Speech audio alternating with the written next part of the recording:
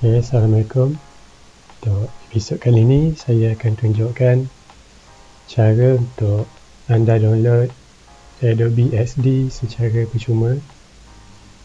First sekali anda Google Adobe XD. Kemudian anda tekan result yang paling atas sekali. Okay, kemudian anda tekan start for free. Okay, lepas tu anda kena register atau sign in dengan Google atau Facebook.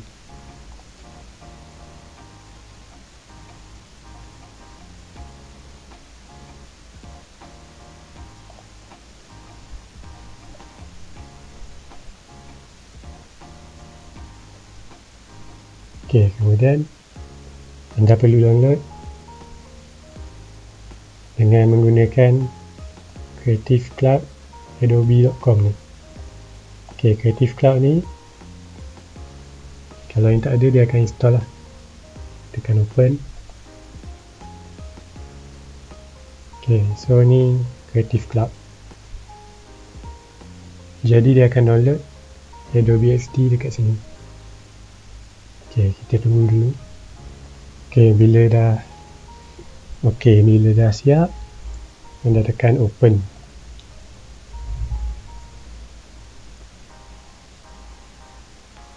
Okay, jadi ini adalah Adobe XD. So first sekali saya ajar anda buat yang size desktop ni.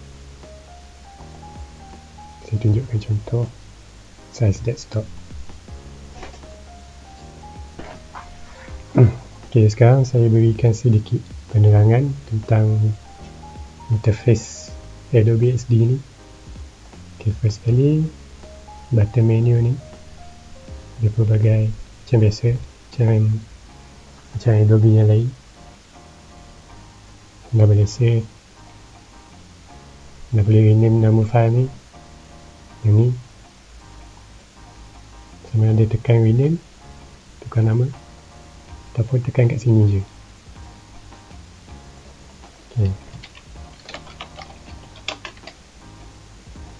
Okay, so anda boleh pilih cloud document atau komputer anda. Yang ni dia akan save kat komputer, yang ni save dekat cloud, dekat Adobe punya cloud storage. Lepas tu tekan save, dia akan tukar nama. Okay, yang ni button ni untuk selection macam ni, tak ada apa. Okay, yang ni untuk buat letak. Okay, selection ni untuk pilih objek. Anda boleh gerak-gerakkan, boleh resize.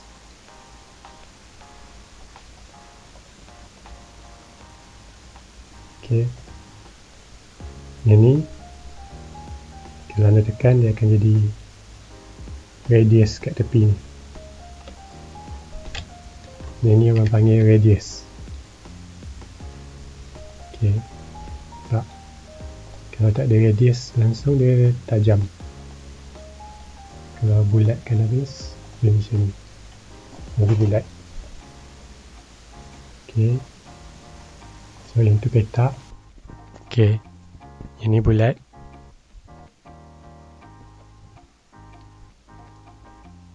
Untuk bulat atau bujur anda boleh buat. Yang ni bentuk segitiga. Okay, yang ni untuk garisan.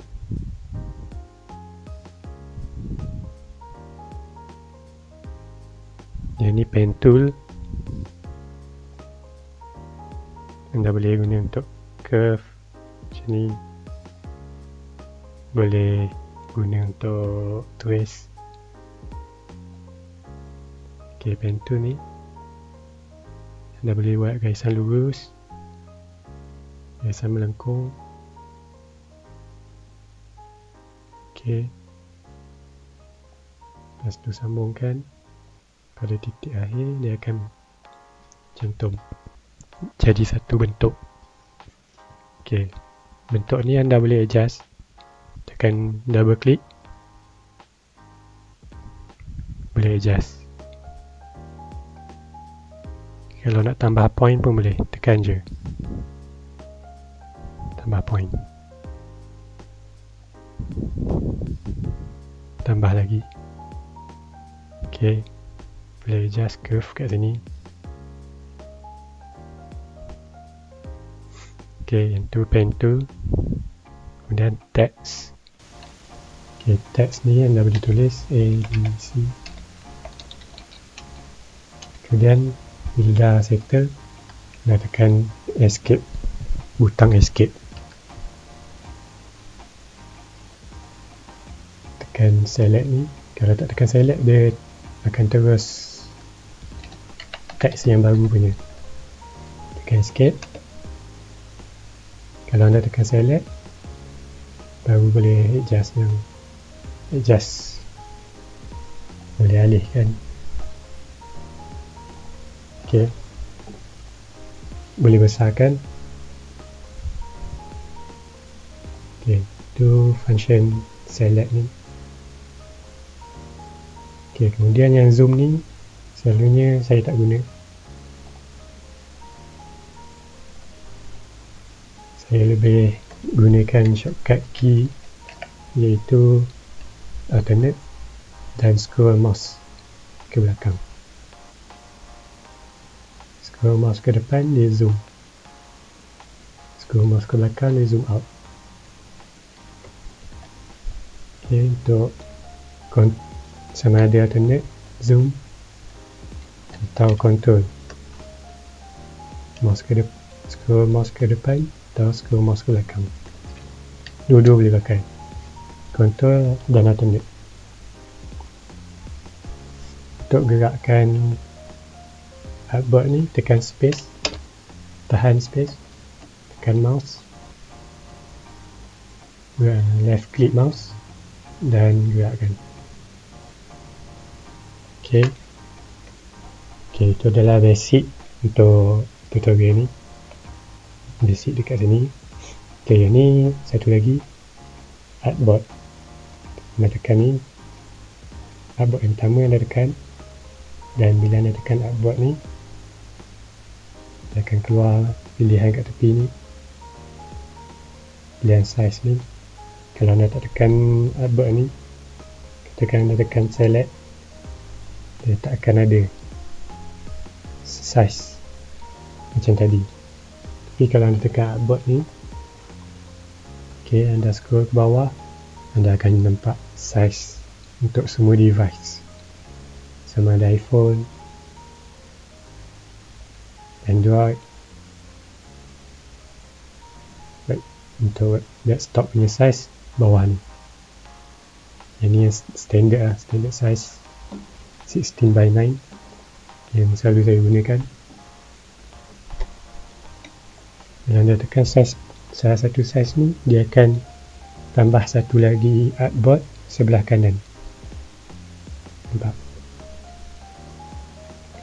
Ok, macam tu. Ok, saya tunjuk sekali lagi. Tekan artboard ni, create satu artboard baru, dia akan tambah sebelah kanan. Macam tu. Ok, ok, untuk episod kali ni saya dah cover yang tepi ni, toolbar belah kiri ni. Kalau ada apa-apa persoalan, anda boleh tanya dekat ruangan komen. Untuk yang sebelah ni, saya akan terangkan dalam episod akan datang. Ok, itu saja untuk episod kali ni. Assalamualaikum dan jumpa lagi dalam episod kedua.